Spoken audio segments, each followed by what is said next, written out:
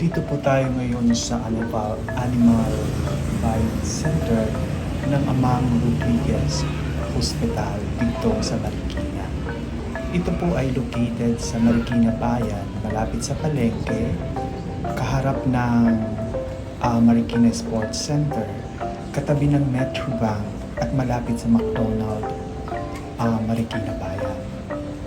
Dito po ako nagpa-konsulta at nagpa-injection para sa anti-rabies at saka anti-tetanus kasi libre po siya.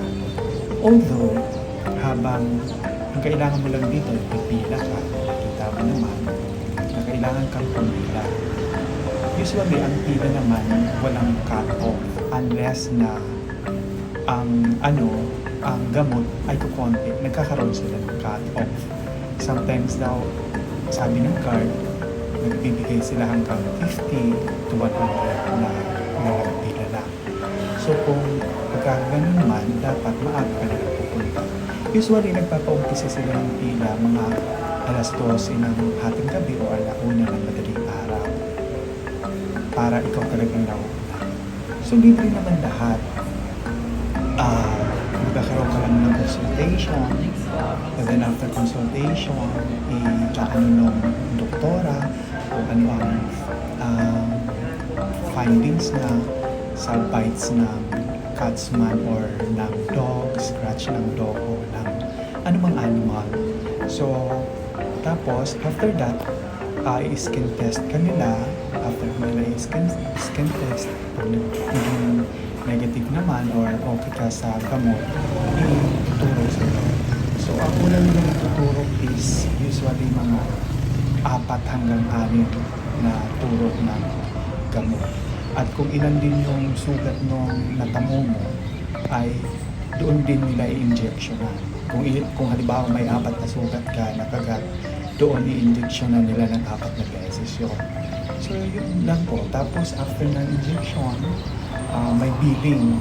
Yung billing naman, libre yun. Kung may PhilHealth ka, pupunta lang sa PhilHealth. Magpapaano ka lang kung eligible ka to avail. Kung wala naman, yung malasakit center, ipapasa mo lang yung bill, yung certificate na sasabihin ng doktor naman dun sa loob kung magmamalasakit ka o mag-PhilHealth or magbabayad.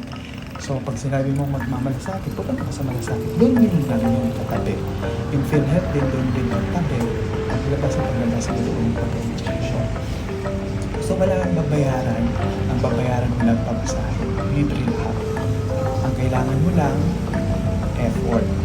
Siyempre, pipila ka kasi madami ang pipila. Pangalawa, dapat ikaw rin magagastos sa pamasahe mo. Kung hapunta ka ng kapitan.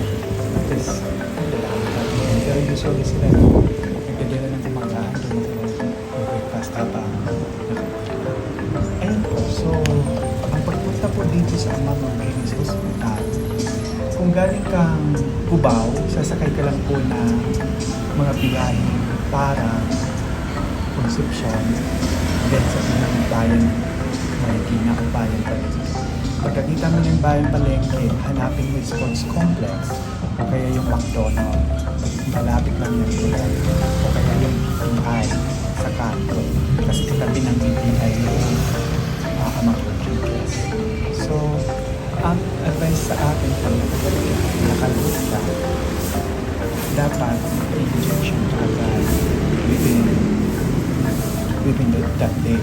Kasi magka-count siya, day 0 to 3. Then after day 0 to 3, day 3 to day 7, then after 7 to 14, then 14 to 21, and so on and so forth. Depende sa finding ng doktor. At saka, bawal ang malalansa kapag na-injectionan ka na kahit anti-rabies at saka anti-tetanus. Lahat ng mga klase ng malalansang pagkain, 10 araw kang bawal kumain. Then, ang mga simptomas naman daw, pag masigla, kasi tatanungin kung yung pusa o yung aso na nakakagat sa'yo o nakascratch sa'yo,